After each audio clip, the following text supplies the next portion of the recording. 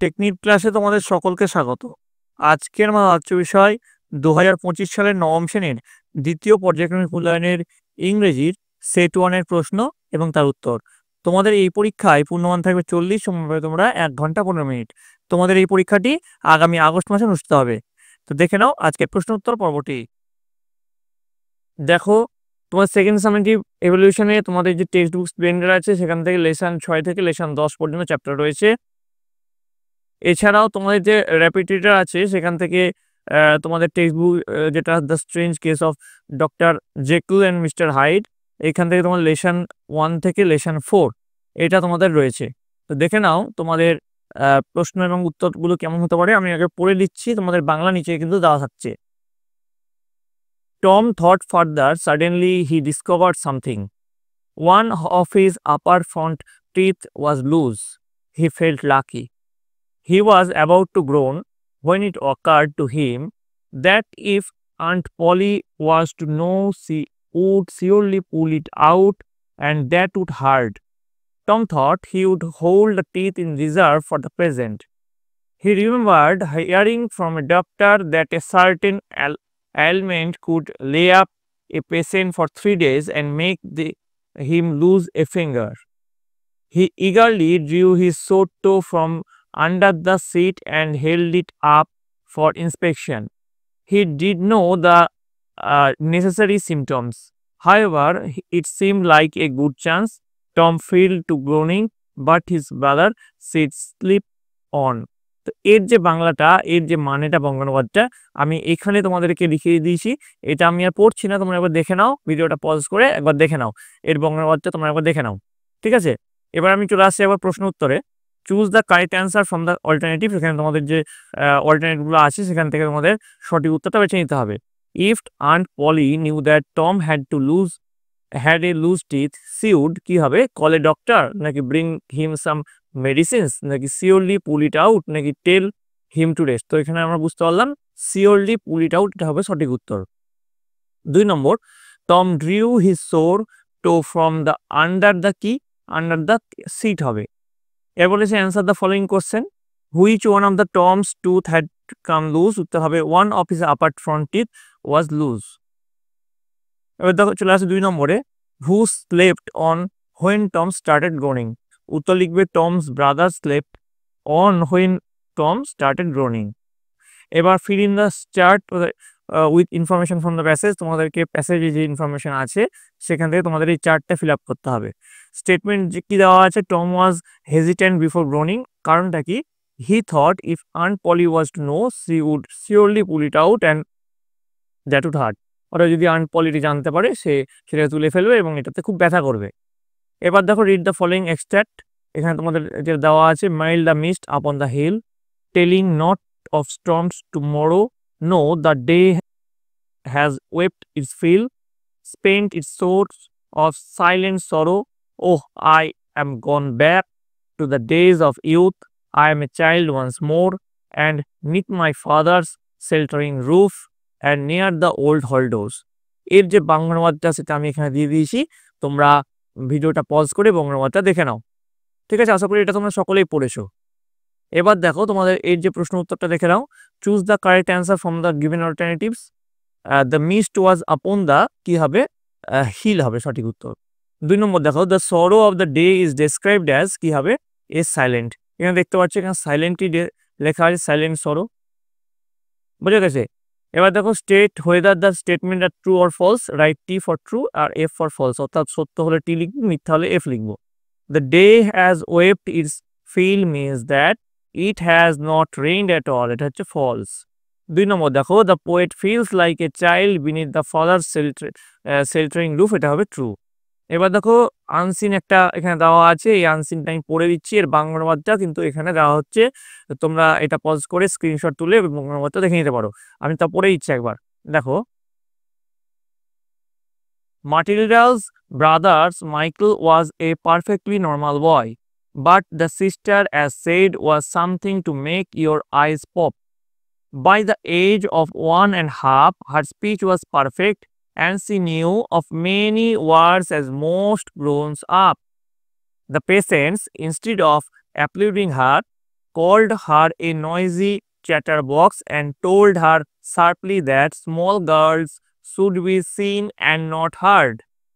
Patent, by the time she was free, Matilda has taught herself to read by studying newspapers and magazines that lay around the house. At the age of 4, she could read fast and well, and she naturally began hankering after books. The only book in the whole of this enlightened household was something called Easy Cooking, belongs to her mother. And when she had read the form cover to cover and had learned all the recipes by heart, she decided she wanted something more interesting. এটা কোথা থেকে নেওয়া হয়েছে? Taken from Roald Dahl's novel Matilda. তো এর যে বাংলা অনুবাদটা সেটা আমি এখানে দিয়ে দিয়েছি, তোমরা ভিডিওটা পজ করে দেখে নাও, ঠিক আছে? এবার এই সংক্রান্ত যে প্রশ্নগুলো আছে একবার দেখে নাও। Choose the correct answer from the alternative. প্রথমে দেখো মাটিলডাস প্যারেন্টস কল্ড হার, এখানে দেখো সঠিক উত্তরটা আমি দেখো নিচে উত্তর এখানে করে দিয়েছি। মাটিলডাস ফ্রেন্ডস কল্ড হার কি হবে? বি, যেটা সঠিক উত্তর। এ নয়েজি চ্যাটার বক্স, এখানে দেখো বি যেটা সঠিক উত্তর সেটা হবে, এটা সঠিক উত্তর। 2 নম্বর দেখো, at the age of 4 Matilda hankerings after, এখানে দেখো 2 নম্বরটা এখানে আমি উত্তর করে দিয়েছি। 2 নম্বরটা যেটা উত্তর হবে এ হচ্ছে বুকস, এখানে দেখো 2 নম্বরের যেটা এ বুকস হচ্ছে সঠিক উত্তর। 3 নম্বরটা দেখো, এটা প্রায় চেঞ্জ করে হতো, এক লাইনে হয়ে গেছে। The book easy cooking belongs to, এই বইটা কার ছিল? তো এখানে হচ্ছে মাটিলডাস মাদার, ডি হচ্ছে সঠিক উত্তর। এই দেখো মাটিলডাস মাদার এখানে আছে ডি। এবার দেখো 4 নম্বর, the extract is taken from, কোথা থেকে নেওয়া হয়েছে? 4 নম্বরটা হচ্ছে সি টেলস অফ চাইল্ডহুড, এখান থেকে নেওয়া হয়েছে সি টেলস অফ চাইল্ডহুড, ঠিক আছে? বোঝা গেছে? এবার দেখো ট্রু ফলস তোমাদেরকে নির্ণয় করতে হবে। দেখো এখানে আছে, প্রথমটা এটা আছে, Matilda has a perfect speech at the age of 9 months, এটা হচ্ছে false. Matilda could read fast and well at the age of 6, এটা হচ্ছে false. Matilda loves to read books, এটা হচ্ছে true. Matilda wanted to read more interesting book, এটা হচ্ছে true, ঠিক আছে? এর উত্তরটাও কিন্তু আমি নিচে করে দিয়েছিলাম, ফলস ট্রু। এবার দেখো সি নম্বর, answer the question, why did Matilda's parents call her a noisy chatter box? তো এর উত্তরটা দেখো, Matilda's parents called her a noisy chatterbox because she had a perfect speech at a very young age and knew many words like most grown-up. Instead of applauding her abilities, her parents believed that some girls should be seen and not heard, hence criticizing her for being talkative. বোঝা গেছে? এবার দেখো grammar and vocabulary, do as directed. প্রতিটি প্রশ্নের মান আছে 1। You are strong, I am equally strong, এটা বলে join into a complex sentence. তো এটার উত্তর কি হবে? Though I am strong, you are equally strong. 2 নম্বর দেখো, cholera has appeared in our area, অ্যাপিয়ার্ডে তো দাগ আছে, replace the underline with a phrasal verb দিয়ে রিপ্লেস করতে বলেছে। তো সঠিক উত্তরটা হবে cholera has cropped up in our area. 3 নম্বর দেখো, platinum is as heavy as gold, এটা use heavier and rewrite, heavier দিয়ে এটাকে আবার পুনরায় লিখতে বলছে। উত্তরে কি লিখবে? Platinum is heavier than gold. 4 নম্বর, is he not a grateful, change into an assertive sentence, assertive সেন্টেন্সে পরিবর্তন করতে বলেছে। উত্তর লিখবে হি ইজ এ গ্রেটফুল। চলে আসছি 5 নম্বর, I finished my work, I lay down for rest, এটাকে সিম্পল সেন্টেন্সে করতে বলেছে। কি করবে? I finished my work and lay down for rest. এবার দেখো 6 নম্বর, the students are going to school dash, by হবে না অন হবে না ইন হবে, ঠিক আছে? কারেক্ট প্রিপারেশন হতে হবে। তো এটা সঠিক উত্তর হবে বাই বাস, তাহলে বাইটা হচ্ছে সঠিক উত্তর। তোমরা এখানে শূন্যস্থানে বাইটা বসিয়ে দেবে, ঠিক আছে?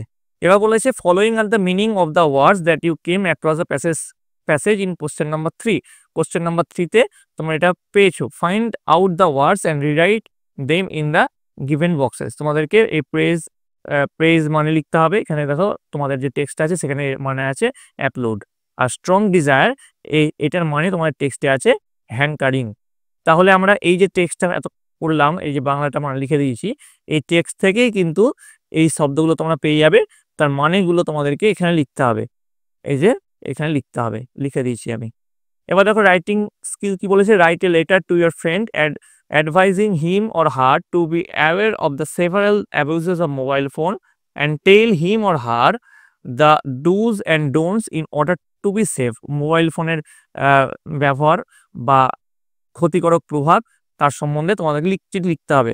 এটা তোমাদের একটা শব্দের মধ্যে আমি লিখিয়ে দিয়েছি, দেখে নাও। এখানে তোমাদের নাম, তোমাদের যেমন চিঠির সিস্টেমটা হয়, তোমাদের নাম, তোমাদের ঠিকানা, হ্যাঁ, কাকে লিখছো, এগুলো তোমরা লিখে নেবে। আমি জাস্ট বডিটা তোমাদেরকে বলে দিচ্ছি কি লিখবে। I hope this letter finds you well. I wanted to discuss something important regarding mobile phone usage. While they have made our life more convenient, it's crucial to be aware of potential abuses and take precautions for our safety. Firstly, limit screen time to avoid physical and mental health issue. Protect your privacy by using strong password and being cautious with personal information. Stay alert to online scams and fraudulent activities. Be mindful of others in public spaces and use headphones for multimedia. Keep your phone software updated for security. Remember, responsible mobile phone usage is key. Stay safe and enjoy the benefit of technology wisely. এখানে তোমার নাম, তোমাদের যেমন লেটারের system হয় সেই সিস্টেমে তোমরা লিখবে। এরপরে তোমার দেখো এই যে এটা লেটারটা লিখলাম, তার বাংলা মানেটা তোমাদেরকে আমি এখানে লিখিয়ে দিয়েছি। তোমরা ভিডিওটা পজ করে এই বাংলা মানেটা দেখে নিতে পারো, ঠিক আছে? এবার দেখো তোমাদের যে ওর দিয়ে যে প্রশ্নটা একটা আছে, দেখো, write a story about 100 words using the following hints. Hints কি বলেছে? A dog took meat in his mouth, saw his shadow in the water while on a bridge, thought it another dog with another piece of meat, but to get it lost his own piece of meat. তো এটার তোমরা এই গল্পটার heading দিতে পারো the greedy dog. এখানে heading দেবে the greedy dog, দিয়ে তোমরা কি লিখবে? Once upon a time there was a clever dog who had managed to snatch a delicious piece of meat from the kitchen. ঠিক আছে? Proudly carrying his treasure in his mouth, the dog strolled along the bridge, gazing down at the water below. As he looked, he saw his own reflection, which he mistook for another dog and another piece of meat. Thinking that he would get a double treat, he barked fiercely to intimidate the other dog. To his dismay, the meat in his mouth dropped into the water, never to be seen again. The dog learned a valuable lesson that greed can make you lose what you already have. এর যে বাংলাটা, সেই বাংলাটাও কিন্তু তোমাদেরকে আমি এখানে লিখিয়ে দিয়েছি, ঠিক আছে? তাহলে তোমাদের নবম শ্রেণীর এই ইংরেজির প্রশ্ন এবং উত্তর কমপ্লিট হয়ে গেল। তোমাদের যেটা বাকি থাকলো নবম শ্রেণীর শুধু অঙ্কের প্রশ্ন উত্তর, সেটাও খুব তাড়াতাড়ি নিয়ে আসা হবে। তার জন্য তোমাদের সকলকে এই চ্যানেল সংযুক্ত করতে হবে। নবম শ্রেণীর অঙ্কের প্রশ্ন উত্তর হওয়ার পরে তোমাদের অল সাবজেক্ট একটা ভিডিও আনা হবে, যে ভিডিওর মধ্যে তোমরা একসঙ্গে সবকটা সাবজেক্ট, তোমার যে 7খান সাবজেক্ট আছে সেই সাবজেক্টটা একটা ভিডিওর মধ্যে পেয়ে যাবে। তো তোমাদের যদি এই ভিডিওটা ভালো লেগে থাকে অবশ্যই লাইক করবে। তোমার যদি এরকম আরও এক সেট ভিডিও দরকার হয় তোমরা কমেন্টে জানাবে যে স্যার আমাদের আরও এক সেট ইংরেজি এরকম ভিডিও দরকার, তোমার জন্য আরও এক সেট ভিডিও আনবো। তো তোমরা তোমাদের বইটা খুঁটিয়ে পড়ো। এইটা সেম টু সেম তোমাদের পরীক্ষা আসবে সেরকম কিছু নয়। তোমাদের এটা একটা দেখিয়ে দেওয়া হলো কেমন টাইপের আসতে পারে। তোমাদের যদি আরও এক সেট প্রশ্ন উত্তর দরকার হয় সাজেশন, তো আমি কিন্তু তোমাদের জন্য নিয়ে আসবো। তোমরা সকলে ভালো করে পড়ো, পরীক্ষার আর বেশি দিন সময় নেই। তোমরা সকলে ভালো থাকবে, তোমরা সকলে সুস্থ থাকবে। ভিডিওটা ভালো লাগলে লাইক করবে এবং বন্ধুদের কাছে কিন্তু অবশ্যই শেয়ার করবে।